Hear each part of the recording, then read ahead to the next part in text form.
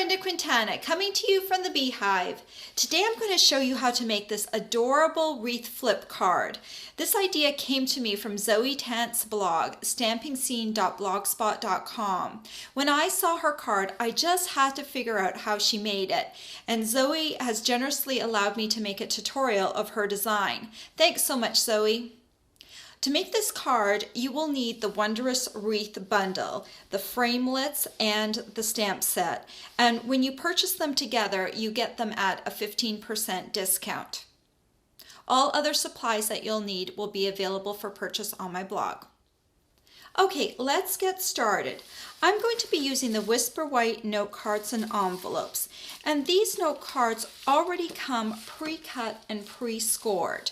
If you don't have one of these note cards, you'll just make one. You'll need a piece of cardstock that is 7 inches by 5 inches. And on the 7-inch side, you will score at the 3.5-inch mark. So once you've done that, you're going to make some pencil marks so we can center our wreath. And so on this far side, on the left side, you're going to put your ruler right up against that, and you're going to measure over 1 3/4 inches and make yourself a little pencil mark there. And then you'll move your ruler again, and this time we're going to measure from the score line over, and then we're going to make a pencil mark 1 3/4 inches again. So basically you're finding the center point on both halves of the card. Then I'm going to take Wild Wasabi ink, open it up, and I'm going to be taking the wreath from my stamp set, and I will ink it up. Make sure it's nice and inky. And then what I'll be doing, this little tab piece right here is going to hover over top of the pencil mark I made, and the top of the tab will be at the top of the card. So just make sure your pencil mark when you're coming down is centered on that tab, and the tab is aligned with the top of the card. You're going to go ahead and stamp that, and then go ahead and ink it up again because we're going to stamp the other side. Okay, and again, hover it over the pencil mark. Make sure the tab is aligned with the top of your card, and then come down and stamp that.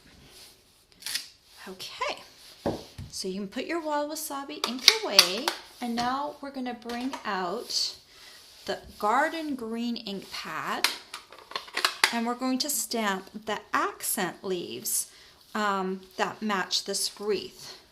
So just go ahead and ink up your accent leaves, and now we're going to hover this tab over the top to find our positioning, and these leaves stamp right on top of some leaves you've already stamped.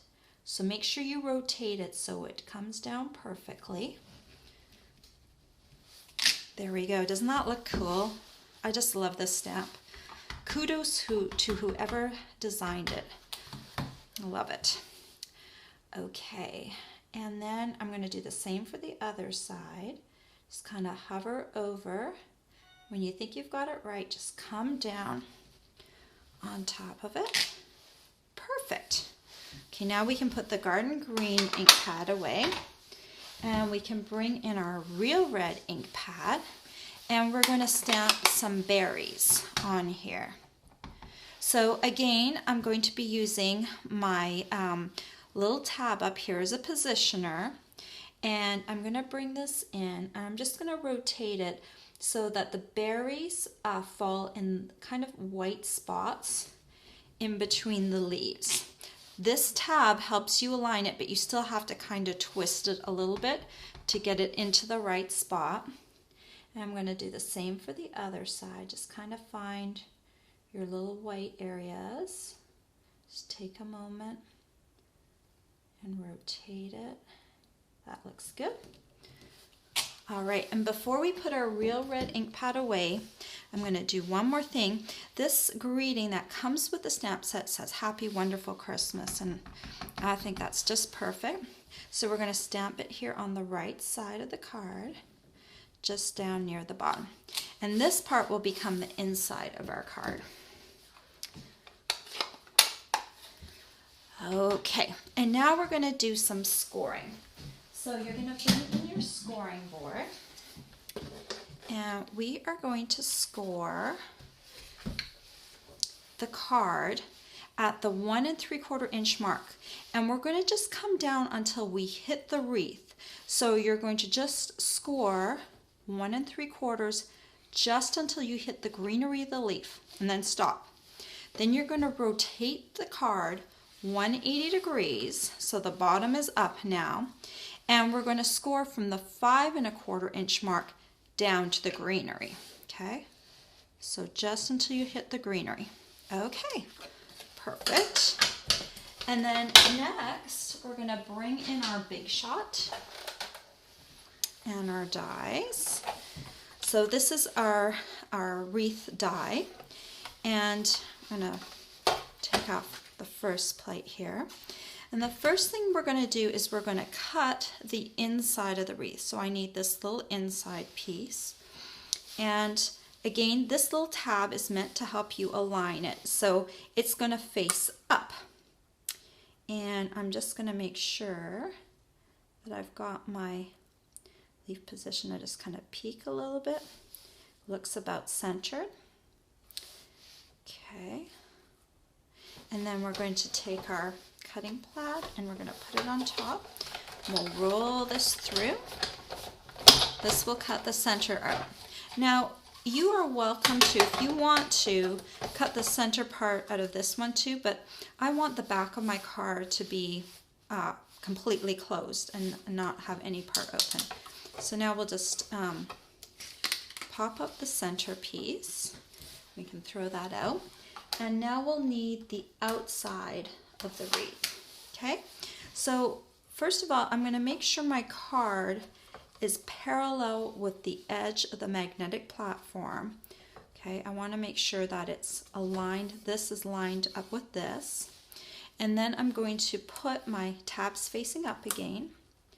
And I'm going to put this aligned on here, making sure it's perfectly matched with the leaves around there.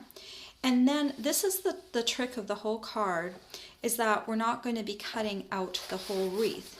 So we have to carefully place our edge of our cutting pad right on where you scored earlier. So make sure, first of all, that your edge of your card is parallel with the edge of your magnetic platform. Then make sure your wreath is perfectly centered where it's supposed to be. And then your cutting plate is going to be right along the edge of the score line that you made earlier. And then you're going to run it through.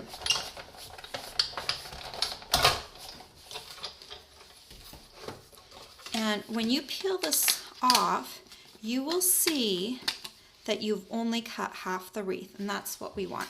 And just set that aside for a moment. Oh, and we need the big shot for one more thing. We need to cut 2 bows, and Zoe did her bows in red glimmer paper, and I agree. I think that is just the most fabulous thing to cut them out of. You could also stamp them if you wish, but I think red glimmer paper is just like the icing on the cake for this card. So I'm going to go ahead and cut one, and pop this out real quick. Pop, pop, pop, pop, pop. Just pop that down there. And then we need one more. I'll put that on there.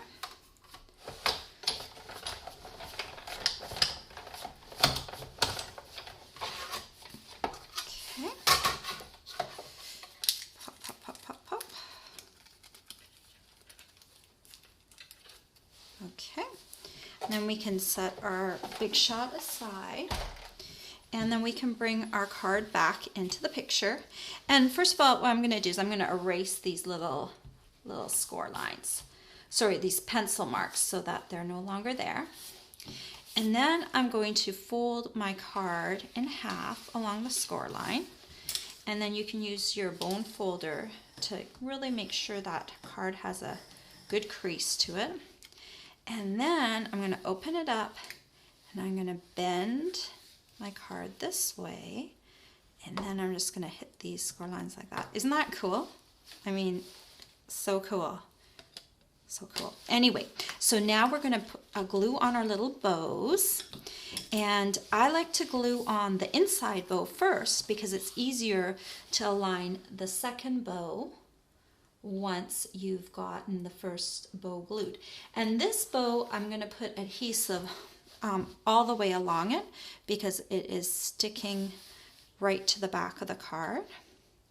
And just keep in mind this glimmer paper has a bit of a shiny backing, so just give it a second before you move on, just to make sure that it's really sticking in place.